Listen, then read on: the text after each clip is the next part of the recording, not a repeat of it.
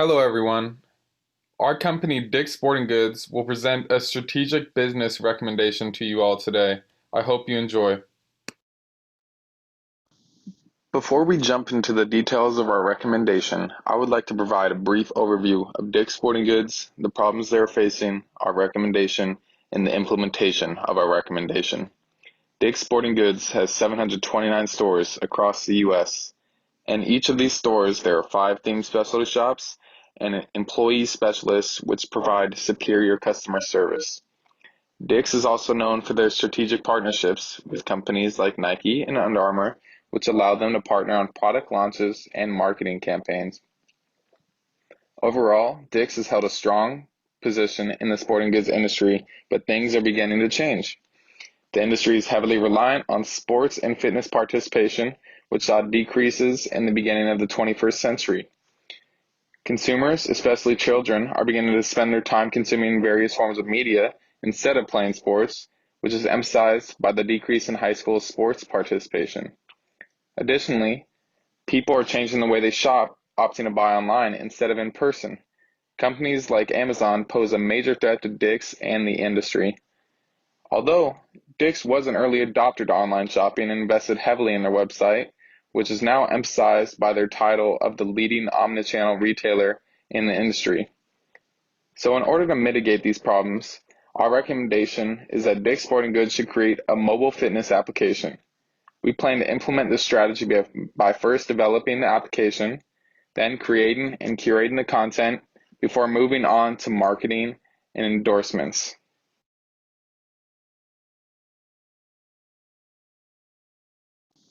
In phase 1, these were the 4 opportunities for growth that we identified. As we thought more about our strategic recommendation, we thought that these 2 opportunities would best address Dick's problems. Through the mobile fitness app, we will increase Dick's sponsorship of sports and endorsement of athletes, naturally spreading our brand. Additionally, the app will add to Dick's online presence and increase investment, allowing Dick's to grow their online channel. Lauren will now discuss the strategic alternatives and our recommendation. The first of the 3 strategic alternatives that we chose was based on the opportunity of sponsorships. This option would have Dick's develop a fitness app that includes workouts and tutorials with top athletes and fitness trainers through a subscription service. Some of the benefits of this differentiation approach were the potential to help increase customer interaction rates, which could then potentially lead to greater brand retention and customer loyalty. The opportunity to obtain a new revenue stream through subscription services and trainer fees, as well as improve customer engagement and increase product advertising, are another advantage. Celebrity endorsements may also help draw in new consumers to the brand. Another advantage is that similar top fitness apps are not featuring sports content in their apps, which would help differentiate Dick's from its competitors. Some trade-offs, however, are that the app will not focus on the more profitable, pure and social-related features that allow consumers to interact with one another, that larger existing platforms like YouTube already have. There's also no guarantee that consumers will use or increase purchases because of the app. Lastly, celebrity endorsements are risky because there's no guarantee that their image will remain positive over time. The second option would have Dick's downsizing their retail store locations to focus on maintaining a high-quality online experience and customer satisfaction. Some benefits of this approach are that closing a selection of stores will in turn lower overall costs and liabilities. Focusing on e-commerce will help maintain quality online customer service by improving customer satisfaction and trust, and could also help improve customer loyalty over time by showing a commitment to an exceptional online experience through efficiency. The trade-offs for this are that closing locations often result in lower employee morale and a strained company culture. Dick's would also lose the potential revenue from the closed locations, as well as the opportunity to reach consumers in those areas. The last approach would focus on improving Dick's marketing for its private label DSG to increase brand awareness. Some benefits of this strategy would allow Dick's to stay competitive in an already saturated market, and increased marketing could also help reach new consumers in a variety of different market segments and potentially increase sales.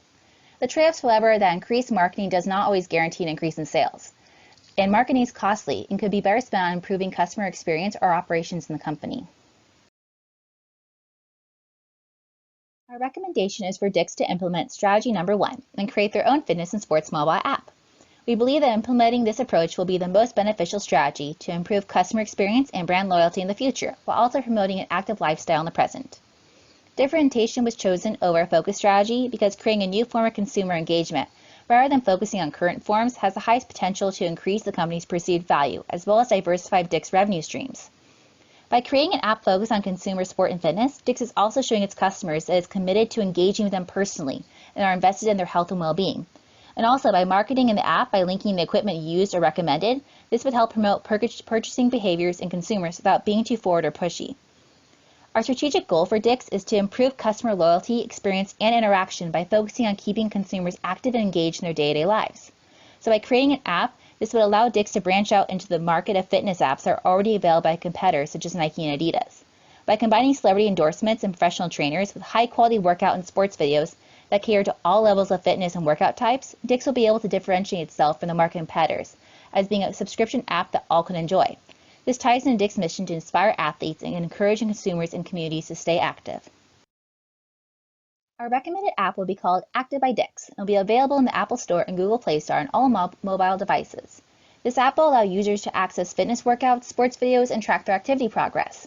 It will also provide an accessible and personalizable experience, enabling users to access online fitness routines, tutorial sport videos, and local personal trainers at the click of a finger.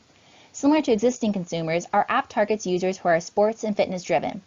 With a variety of services and content, this app caters to a variety of interest and experience levels. The app will follow a standard 2-tier monthly subscription model. The first tier will be free and give consumers access to 5 videos a month with ads. The second premium tier costs $9.99 a month and allows access to unlimited ad-free videos, scorecard challenge rewards, assistant locating local personal trainers, and high-quality videos. The scorecard challenge rewards will be monthly fitness challenges that subscribers can participate in to receive rewards that can be used in stores or online. This will encourage engagement and advertise Dix Scorecard, their current loyalty program. The videos will feature fitness videos with a wide range of topics, including but not limited to bodyweight, yoga, bar, HIIT, running, Pilates, and low-impact workouts. Sports videos will have tutorials and advice on a variety of sports such as golf, basketball, football, baseball, and soccer. Currently, Dix has fitness and sports-related content already on their YouTube account. However, this YouTube page does not garner many views, with the majority of videos receiving less than 1,000 views, despite almost 50,000 subscribers. Our belief is that this content is not properly advertised, with their current unremarkable video titles, thumbnails, and lack of overall marketing. We believe the platform is the problem because the demand for these videos is out there, with the searches for how-to sports videos doubling from 2016 to 2017. Over the last 2 years, the interest in sports videos has been relatively constant, with an increase in the last year. Sports influencers are also on the rise, with 11 out of the top 50 Instagram influencers consisting of athletes or sports-related accounts. The demand is also growing for mobile apps. The global fitness app market is estimated to grow at a compound annual growth rate of 26.2% during the forecast period of 2020 to 2026. And currently during the COVID crisis, 71% of adults said they are interested in home digital workouts. So this makes a digital fitness app an ideal strategy. To compete with these popular videos on YouTube, we'll be adding sports-related videos containing instructional tutorials and fitness workouts taught by professional athletes and trainers to our app model. To garner attention to this new platform, marketing will be essential to show this app is a one-stop shop for everything fitness and sports related, where consumers can connect with their favorite athletes. One of the advantages of creating a mobile app is the ability to allow users to have their own personalized experience. Compared to platforms like YouTube, consumers can customize their notifications and settings to help motivate them to stay connected with the app. By tracking what consumers are watching, an algorithm can also be used to suggest new content that they are more likely to enjoy. Another advantage is that apps do not need the internet access at all times for all of its features. Being able to access a variety of videos and content offline gives this app an advantage over traditional websites that require constant internet access. And over time, these factors will result in consumers forming a habit and frequently engaging with the app, making them more likely to stay subscribed. Now Shannon will talk about our implementation plan. Developing Active by Dix will take about 8 months. The 3 main steps in the implementation plan include R&D, pricing and promotion, and product launch. When creating a mobile app, there are 5 main stages. The design stage includes creating a wireframe outline for the app. It is most important to sketch out designs and create a list of features and goals before actually beginning the development stage. Once these have been determined, Dix can move into the longest part of the process, which is actually developing the app's interface. Dix developers are tasked with creating program features as well as implementing graphics and necessary content. Before releasing the app to the public, Dix must undergo both alpha and beta testing. While both are forms of user acceptance testing, alpha testing looks at the technical capabilities and is completed by the internal development team who currently works for Dix and oversees maintenance of their current app. Beta testing procedures are completed by a sample of real users who offer feedback on the app's usability, aesthetic, and functionality. Dix will publish an advertisement to obtain participants for testing. The 250 participants will be offered a $50 gift card as compensation. After exploring the app and offering feedback, the developers will make necessary adjustments. This process is then repeated until the app's overall rating is at least an 8 out of 10. The app can then be sent to the App Store for launch and must be monitored routinely for updates. Dix needs to upload content for both fitness and sports videos. Moving their current online content to the mobile app will create a more personal experience for users. New content will need to be constantly created in order to upkeep the value of the service. Dix already has the necessary resources to film and publish videos, so current operations will not be drastically impacted. The talent management team will need to reach out to new endorsers and professionals in order to update their cache. Sport video content will be updated based on popular sports seasons, while workout videos, led by current employees, will be posted weekly. The app's R&D process will have upfront costs, including hiring a new developer and completing alpha-beta testing. The most costly aspect will be appearance fees for professional athletes. While appearance fees are one of the most costly aspects of the project, celebrity endorsements will also serve as a form of promotion. Implementing an App Store optimization service, which costs about $70 per month, will help increase consumer awareness. Personal trainers will be contractors and not paid as employees. However, Dix will need to spend both time and resources for interview costs. The marketing team will promote the new service with a 1-week free trial for users, ads on the website, and email campaigns. Celebrity guests will post on their social media accounts, which will help reach a large population beyond existing customers. Finally, conversations about the new app during in-store exchanges will also help market the new product. The Balanced Scorecard will help manage strategy performance. Dix will implement multiple initiatives in order to have specific plans to achieve their desired strategic goals. The company's financial goals include increasing revenue by measuring both annual and subscription sales. Dix will expand their customer service skills beyond their physical stores and invest in R&D in order to meet their target. The company also hopes to improve customer loyalty, measured by retention rates, by using surveys and unique sport video content. Another goal is product innovation, which can be measured by the number of videos available for users. Customer feedback and comments will play a large role in ensuring new sport and fitness videos are being added. Finally, it is important for the company to share their mission with their employees. By creating wellness challenges and adult sport leagues, Dix hopes to engage team members in sport and raise awareness about the importance of physical activity. Hi, this is Andy. I will be going over our 5-year financial plans for our projects and how we plan to project them. Initially, we expect to lose money in sunk costs for product development and testing during year 1. We then anticipate years 2 and 3 to not be profitable. However, as our expected customer base continues to grow, we do expect that years 4 and 5 will be profitable with regards to the revenues and expenses that are generated through the application. We will mainly see our increase in costs going towards 1, the marketing budget for the application, which is expected to generate the highest amount of expenses with regards to the application. Our marketing budget considers various factors that we anticipated a strong need to forecast and led us to believe that the first year marketing cost would be $200,000 for both year 1 and year 2, then $150,000 in the third year, and then reduced down to $100,000 for the final 2 years. The second is our application development budget, which is also the second largest expense with regards to actually implementing the application. As seen in our implementation plan, the application development is a single fixed cost that occurs in 1 year, and it's at $107,000. The final is alpha beta testing and interviewing costs. This will generate the lowest amount of expenses with regards to the actual implementation of the app. We anticipate interviewing costs in year 1 to be $50,000 and then cut in half to $25,000 in year 2.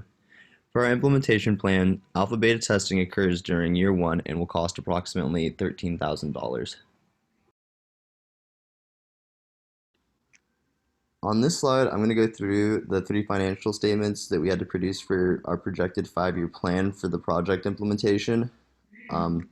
First, I'll start with our balance sheet. So due to our implementation plan not causing substantial changes to our assets or liabilities, the balance sheet should remain mostly unchanged except for the values found in the prepaid expenses and other current assets account. For the balance sheet, how we arrived at the numbers that we got on it, we assumed that For the most part, some of the accounts wouldn't be as affected by the coronavirus due to the nature of the accounts. And so we used a compound annual growth rate for the previous 5 years of financials that they had produced and used that to forecast what their future 5 years may look like. And so another assumption is that we assume that DICS will continue to operate as they had before, and that accounts with near zero balances would not be included on the 5 year projections, nor were any accounts that had various tax liabilities due to how unpredictable they were. The next is the income statement and is the most useful financial statement when analyzing how our application affects the company. The main factors that affect the income statement are the increase in costs from the product implementation and subsequently the projected future revenues from the app. The large assumption that we made for the income statement was that we had a projected compound annual growth rate of 26.2% over the next 5 years for the application use. Other assumptions included were a decreasing marketing costs and that all sunk costs were incurred somewhere near the first year. Finally, we arrived at the statement of cash flows, and for the most part, we see no changes actually at all to the investing or financing activities due to the nature of the application. The only area of activity that was affected was the cash flow from operations, and relatively to the full amount, it's actually pretty small how much of the application affects it. And for this, we assume that DICS will continue to operate as they had previously, except for the implementation of the application. On this slide, you're going to see our projected liquidity ratios for the future 5 years. So it's going to be both the quick ratio and the current ratio. Liquidity ratios are a good metric that show how able a company is to pay off its short-term debts. And the difference between the two is a quick ratio is considered a more conservative estimate because it excludes some assets that aren't as easily liquidatable. So the reason for the large variation between the two on ours is because the inclusion of inventory is in the current ratio, and inventory is a massive part of DIC's balance sheet. So that's where the discrepancy comes in, and as you can see, both of them are trending downwards for the next 5 years. Hi, so on this slide, you're going to see our projected 5-year profitability ratios. Profitability ratios measure the efficiency with which a company turns its business activity into profit.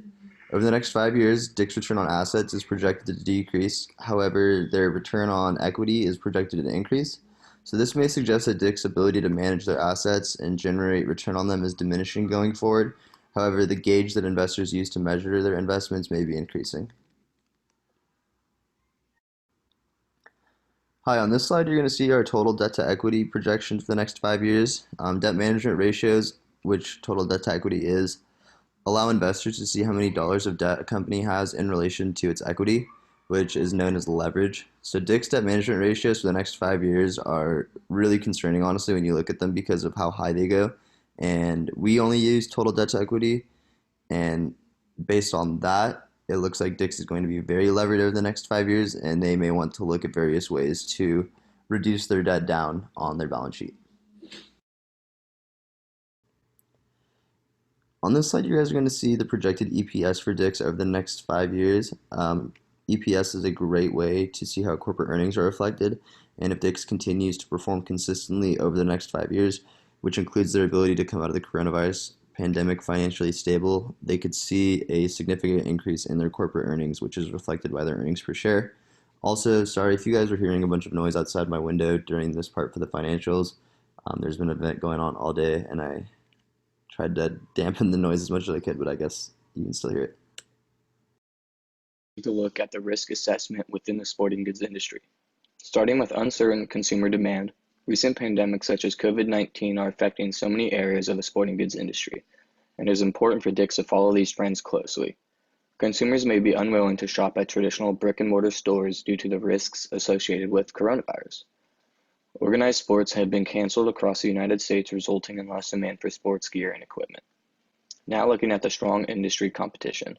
Consumers are price sensitive and demand a wide range of products to be offered. It is important for DIC's to offer high-quality products that are competitively priced in order to differentiate themselves from the competition. Operators like DIC's will rely on strong customer services to drive sales. Now moving on to the threat of suppliers. Some consumers are attracted to the specific brands that retailers offer. If brands like Nike threaten to cut their deals with retailers by moving channels directly to consumers, then retailers like DIC's can be in big trouble. It is important for DICK'S to maintain a strong relationship with their suppliers in order to ensure a steady and reliable flow of products. Finally, looking at the competing apps and online content. Nike and other brands already have competing apps and online websites within the market. Consumers may be willing to shop at the Nike app directly rather than using DICK'S app. One other risk associated with DICK'S newly launched app is that people may not be willing to pay for subscriptions and view only free videos. Moving on to our contingency plan, starting with uncertain consumer demand. Creating an app that shows fitness workouts and sports tips from top athletes and fitness enthusiasts. With less sports involvement, DICK'S can offer free and subscription-based workout videos on their new workout app. This will help attract customers that want to improve their skills in a specific field but cannot because of COVID-19. There will also be links to gear, clothing, and accessories that were featured in these videos for customers to browse through. Looking at the strong industry competition, expanding in-store services and professional expertise will help keep their competitive advantage. Professional expertise and strong customer services will drive sales for DICK'S. Maintain exclusive deal with Nike to sell and promote Nike clothing at DICK'S stores across the US. This will satisfy consumer demands of popular brand names that are offered at retailers. Moving on to the threat from suppliers. Offer a wide range of high-quality products in stores and online to differentiate themselves from other competition. Maintain a strong relationship with suppliers like Nike to ensure a reliable supply of products. Suppliers have a lot of negotiation power over retailers, making it crucial for DICK'S to maintain a contract with them so that they can cater to the demands of consumers. Finally, looking at the competing apps and online content. With strong competing apps and online content from suppliers and competitors, it is important for DICK'S to create a strong marketing campaign to promote their newly launched workout app. Marketing will be the best way to spread awareness of DICK'S new app and get people using it over competitors. Despite DICK'S Sporting Goods' dominant position in the market, they are threatened by external forces and technological and socio-cultural changes. Due to this, there is a lot of uncertainty surrounding the future of the industry. It does not help that they operate in a mature industry with little room for innovation.